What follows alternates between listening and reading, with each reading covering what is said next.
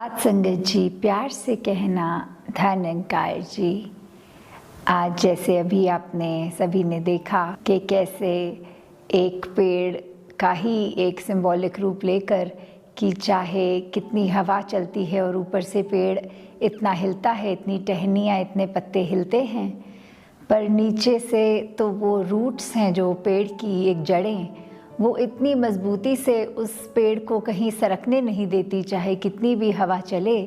कैसे वो पेड़ अपनी जगह पे स्थिर इस वजह से ही हो पाता है क्योंकि उसकी रूट्स इतनी गहरी और मजबूत पकड़ रखती हैं।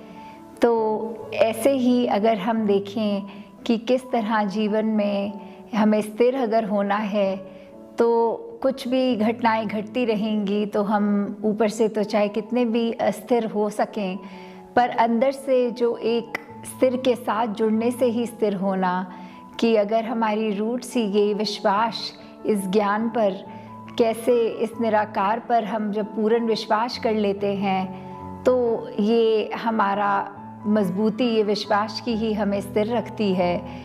फिर वही होता है कि चाहे कितनी भी संसार में आंधियाँ हमारे जीवन में आएँ उस रूप में, पर फिर वो ठस से मस एक भक्त नहीं होता, अपने जीवन में बिल्कुल इस ठहरे हुए के साथ ही ठहरा हुआ होता है। जैसे उदाहरण में कि अगर कोई पानी का भी लें, जहाँ एक ठहराव तो वो हो गया कि ये पानी एक जगह पे ठहर गया है और वो गंदगी का काम कर रहा है, फिर उस पर मच्छर भी पनप रहे हैं और कैसे फिर वो एक कोशिश रहती है कि पानी को ठहरने ना दें।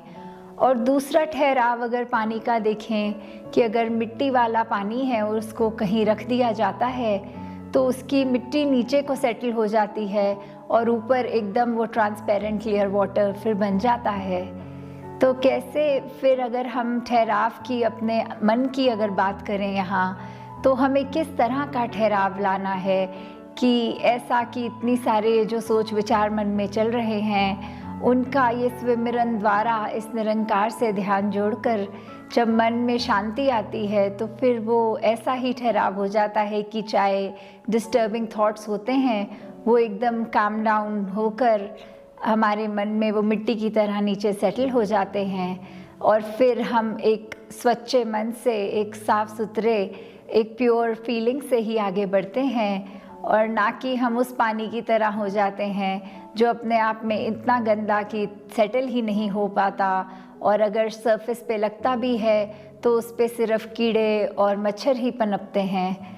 तो वो किस तरह की स्थिरता हमें चाहिए वो हम खुद ही सोच लें और निर्णय कर लें कि इस निरंकार प्रभु परमात्मा, इस साथ संगत, इस ईश्वर से जुड़ेंगे तो सच्चे रूप में स्थिरता आएगी।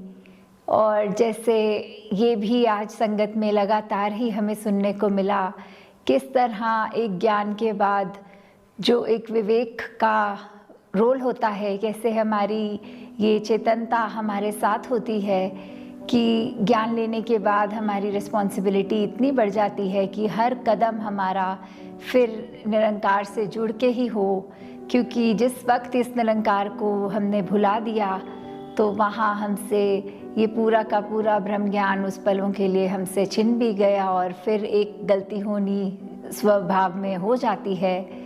तो दातार सभी पे कृपा करे कि एक चेतनता को सामने रखते हर समय एक एक बोल, एक एक कर्म अपना तोल के ऐसे करी जाए और मन को इस निरंकार प्रभु से जोड़कर एकदम स्थिर किया जाए।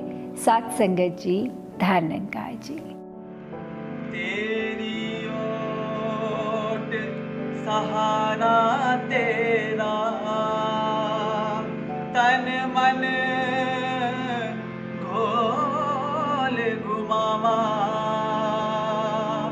कहे अवतार तेरे ही दाता, दिन राती गुण गावा, कहे अवतार तेरे ही दाता, दिन राती गुण गावा, एक तू ही निरंकार, एक तू ही निरंकार।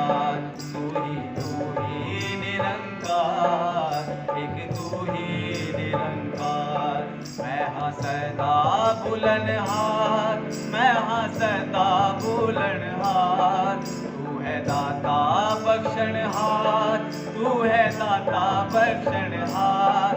मेरे अवगुण नाचीतार, मेरे अवगुण नाचीतार। एक तू ही निरंकार, एक तू ही निरंकार, तू ही निरंकार, एक तू ही निरंकार। तेरा रूप है ये संसार, तेरा रूप है ये संसार। सबदा भला करो करतार, सबदा भला करो करतार।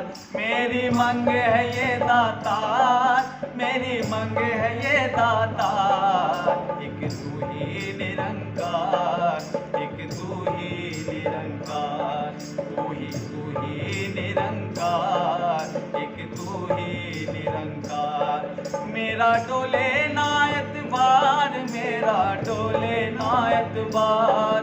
बख्शो श्रद्धा भक्ति प्यार, बख्शो श्रद्धा भक्ति प्यार। करा मैं संता दा सत्कार, करा मैं संता दा सत्कार। एक तू ही निरंकार, एक तू ही निरंकार, तू ही निरंकार, एक तू ही निरंकार।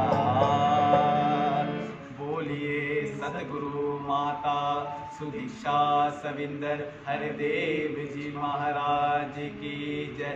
निरंकारी राजमाता गुरु वचन अवतार की जय। प्यार से कहिए धन निरंकार।